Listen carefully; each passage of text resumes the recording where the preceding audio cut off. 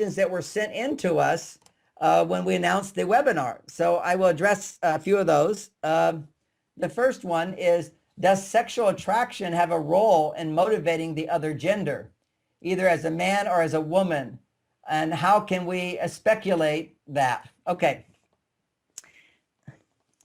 In the workplace, it's a matter of trust that motivates people. However, as a woman, you have certain advantages with men.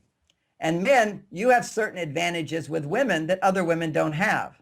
So both have certain advantages with the opposite sex, and they also have certain advantages with the same sex. You know, I can go hang out with the guys and we build trust because we think alike, we react a lot. So that's one aspect where men working with men is a greater advantage.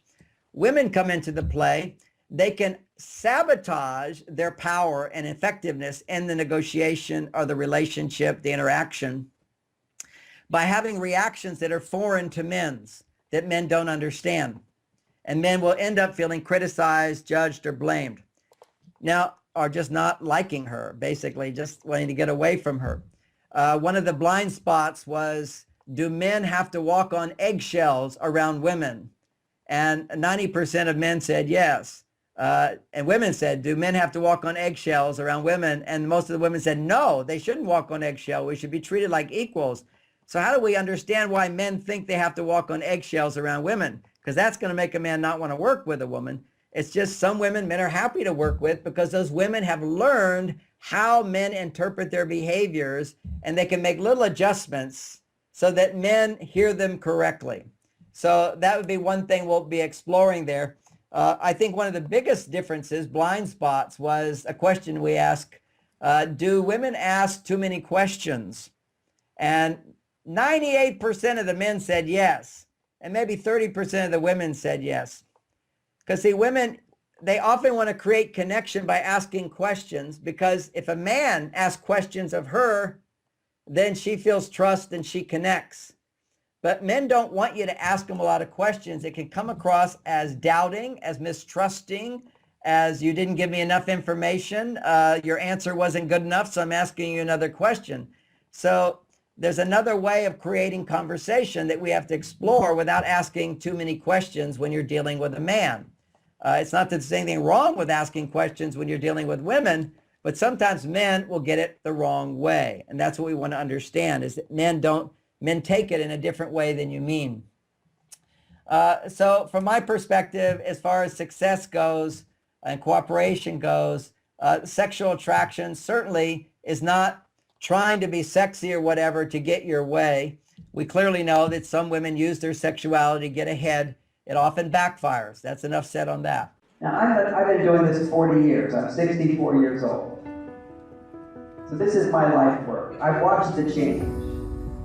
And when men come to me and they want a divorce, they all say basically one thing.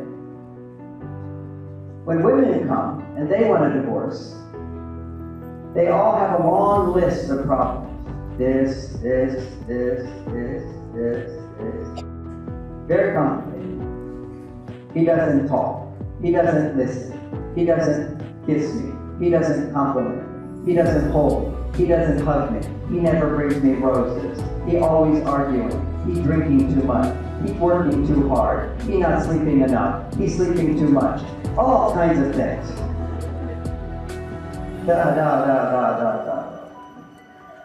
And then, when I talk a little bit, they have one complaint. What is that complaint?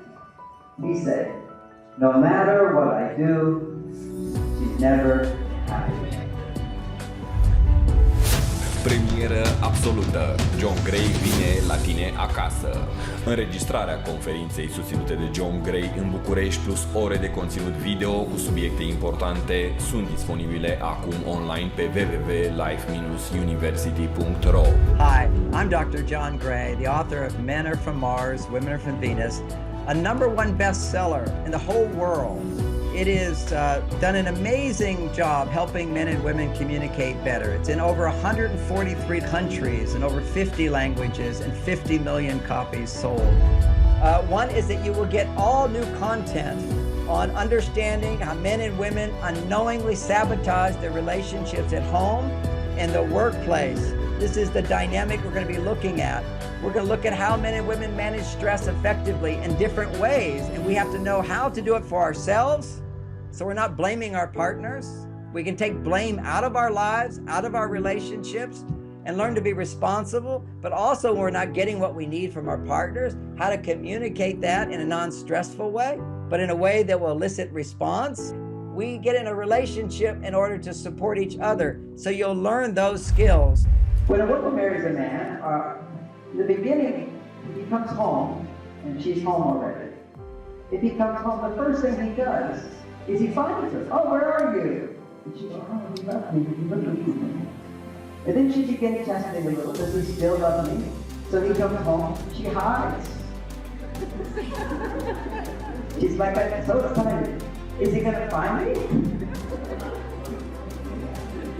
But after 1, 2, 3 years, the newness goes away. And when the newness goes away, less dopamine, less testosterone. So instead, men play another game on Mars. When they come home, they look, and the man goes and hides.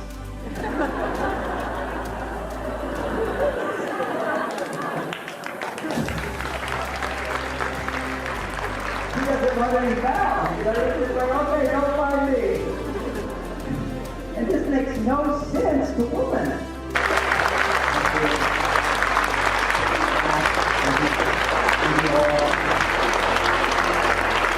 And now it's more.